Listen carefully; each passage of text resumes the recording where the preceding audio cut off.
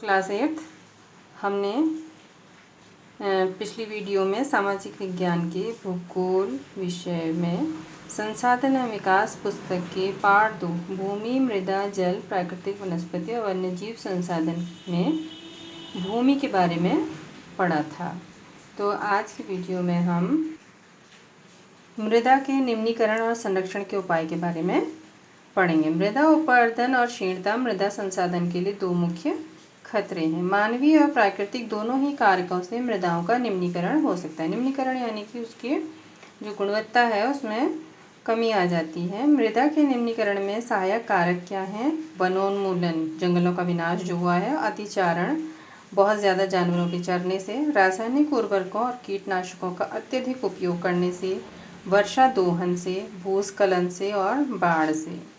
तो मृदा संरक्षण की कुछ विधियाँ इस प्रकार हैं। मल्च बनाना, पौधों के बीच अनावरित भूमि, अनावरित यानी कि जिसमें घास, पत्ते, पेड़ वगैरह नहीं होते हैं, नंगी भूमि जो होती है, जैव पदार्थ जैसे प्रवाल से ढक दी जाती है। इससे मृदा की आर्द्रता रुकी रहती है। फिर है वेदिका फार्म। वेदिका फार्म में दिखाए चित्र में चौड़े समतल सोपान, सीढ़ी टाइप के अथवा वेदिका तीव्र ढालों पर बनाए जाते हैं ताकि सपाट सतह फसल उगाने के लिए उपलब्ध हो जाए। इनसे पृष्ठीय प्रवाह और मृदा अपरदन कम होता है। फिर है समोच्च रेखीय जुताई। तो एक पहाड़ी ढाल पर समोच्च रेखाओं के समानांतर जुताई ढाल से नीचे बहते जल के लिए एक प्राकृतिक अवरोध का निर्माण करती है। रक्षक मेखलाएं, तटीय प्रदेशों, जो समुद्र तट के प्रदेश होते हैं और शुष्क प्रदेश होते हैं जैसे राजस्थान वगैरह में, पवन गति रोकने के लिए वृक्ष कतारों में लगाए जाते हैं ताकि मृदा आवरण को बचाया जा सके। मिट्टी उड़ेगी तो वो रुक जाएगी। फिर है समोच्च रेखीय रोधिकाएं। समोच्च रेखाओं पर, तो जो समान उच्च रेखाएं होती हैं उन पर रोधिका यानी रोकने के लिए क्या किया जाता है? पत्थरों, घास और मृदा का उपयोग किया जाता है। रोधिकाओं के सामने जल एकत्र करने के लिए खाइयाँ बनाई जाती हैं। अभी क्रियाकलाप है, इसमें एक प्रयोग है कि एक में तो हमने एक ट्रे में दो ट्रे हैं, इनके अंत में 6 छेद बनाइए कह रहा है और इन्हें बराबर मात्रा में मिट्टी से भरिए और ट्रे को तो खाली छोड़ दीजिए और ट्रे में गेहूँ अथवा चावल के दाने लगाइए। बाद में उगकर कुछ ऊंचे हो जाएंगे और ऐसे रखिए कि जैसे ढाल पर हों और दोनों ट्रे में बराबर ऊंचाई से एक ओर से मग से जल डालते हैं। दोनों ट्रे के छिद्रों से निकलने वाले पंकिल यानी कि जो कीचड़ युक्त जल होता है, मिट्टी मिला हुआ, दो अलग अलग डिब्बों में एकत्रित करें और तुलना करें कि प्रत्येक ट्रे से कितनी मृदा बह गई। तो इस प्रयोग से हमें पता चलता है कि जो पेड़ों से ढकी हुई ज़मीन होती है उससे कितनी मिट्टी बहती है और जो बिना ढके होती है वो कितनी बहती है। फिर है चट्टान बांध। यह जल के प्रवाह को कम करने के लिए बनाए जाते हैं, नालियों की रक्षा करते हैं, मृदा क्षति को रोकते हैं, मृदा के नुकसान को। बीज की फसल उगाना, वर्षा दोहन से मृदा को सुरक्षित रखने के लिए। जब खाली ज़मीन पे बहुत ज़ोर से पानी गिरता है तो वो मिट्टी बहती है, तो उसको सुरक्षित रखने के लिए अलग अलग समय पर भिन्न भिन्न फसलें एकांतर कतारों में उगाई जाती है। तो क्या आप जानते, देखिए वर्ष 1975 में मानव उपयोग के लिए जल की खपत 3850 घन किलोमीटर वर्ष थी, जो 2000 में बढ़कर 6000 घन किलोमीटर प्रतिवर्ष से अधिक हो गई। अब है जल। जल एक महत्वपूर्ण नवीकरणीय प्राकृतिक संसाधन है। भूपृष्ठ का 3/4 भाग जो है वो जल से ढका है, इसीलिए हमारी धरती को जल ग्रह कहते हैं। यह लगभग 3.5 अरब वर्ष पहले जीवन आदि महासागरों में ही आरंभ हुआ था। यद्यपि आज भी महासागर पृथ्वी की सतह के 2/3 भाग को ढके हैं और विभिन्न प्रकार के पौधों और जंतुओं की मदद करते हैं।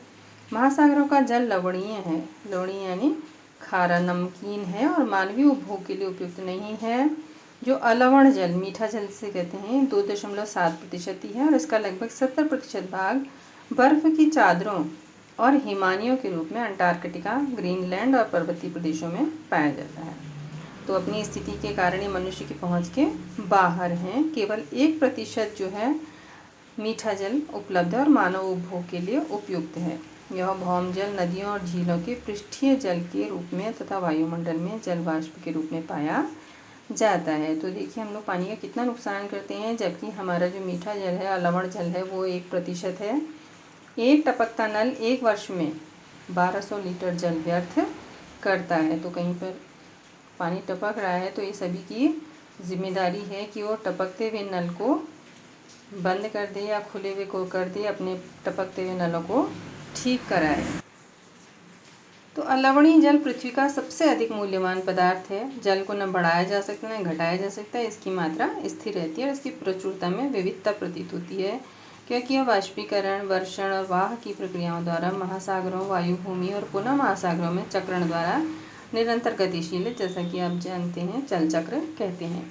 मनुष्य जल की बड़ी मात्रा का उपयोग न केवल पीने और धुलाई में करता है वरन उत्पादन प्रक्रिया में भी करता है। जल कृषि, उद्योगों और बांधों के जलाशयों के माध्यम से विद्युत उत्पादन करने में भी प्रयोग किया जाता है। जल स्रोतों के सूखने अथवा जल प्रदूषण के कारण अलवणीय जल की आपूर्ति की कमी के मुख्य कारक बढ़ती जनसंख्या, भोजन और नकदी फसलों की बढ़ती मांग, बढ़ता नगरीकरण और बेहतर होता जीवन स्तर है।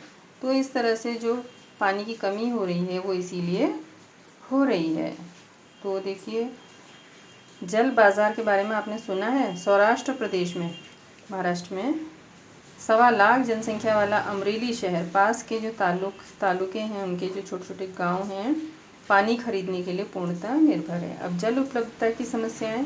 विश्व के कई प्रदेशों में जल की कमी है। अधिकांश अफ्रीका, पश्चिमी एशिया, दक्षिणी एशिया, पश्चिमी संयुक्त राज्य अमेरिका के भाग, उत्तर पश्चिमी मैक्सिको, दक्षिण अमेरिका के भाग और संपूर्ण ऑस्ट्रेलिया अलवणीय जल की आपूर्ति की कमी का सामना कर रहे हैं। ये देश ऐसे जलवायु प्रदेशों में स्थित हैं जहाँ अक्सर सूखा पड़ता है, उनमें जलाभाव की अधिक समस्या बनी रहती है। इस प्रकार जल का अभाव मौसमी अथवा वार्षिक वर्षण में विविधता के परिणाम स्वरूप हो सकता है, अथवा अति उपयोग और जल स्रोतों के संदूषण, जो प्रदूषण हो जा रहा है, जल का अभाव होता है। तो जल संसाधनों का हमने संरक्षण करना है।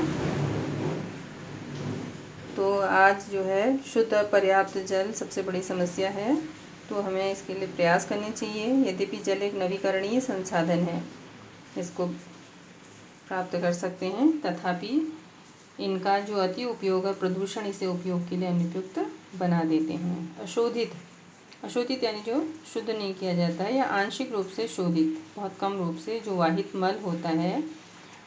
कृषि रसायनों का विसर्जन, जो भी खेती से संबंधित रसायन होते हैं सब नदियों में डाल दिए जाते हैं। और जल निकायों में औद्योगिक बहिस्राव, तो जो औद्योग धंधों के जो जल बाहर निकाल दिए जाते हैं वो पानी को प्रमुख रूप से गंदा करते हैं। इनमें शामिल नाइट्रेट धातुएं पीड़कनाशी जल को प्रदूषित करते हैं। अधिकांश रसायन अजैव निम्नीकरणीय होने के कारण जल द्वारा मानव शरीर में पहुंच जाते हैं, और तो इनको छोड़ने से पहले शोधित करके जल प्रदूषण को नियंत्रित किया जा सकता है। वन और अन्य वनस्पति आवरण जो है धरातलीय प्रवाह को मंद करते हैं और भूमिगत जल को पुनः पूरित करते हैं। तो वो पेड़ जो होते हैं अपने पत्तों के माध्यम से धीरे धीरे उसको ज़मीन में लेते हैं और उसको मिट्टी ज़मीन के नीचे सूखने में मदद करते हैं। जल संग्रहण पृष्ठीय प्रवाह को बचाने की दूसरी विधि है।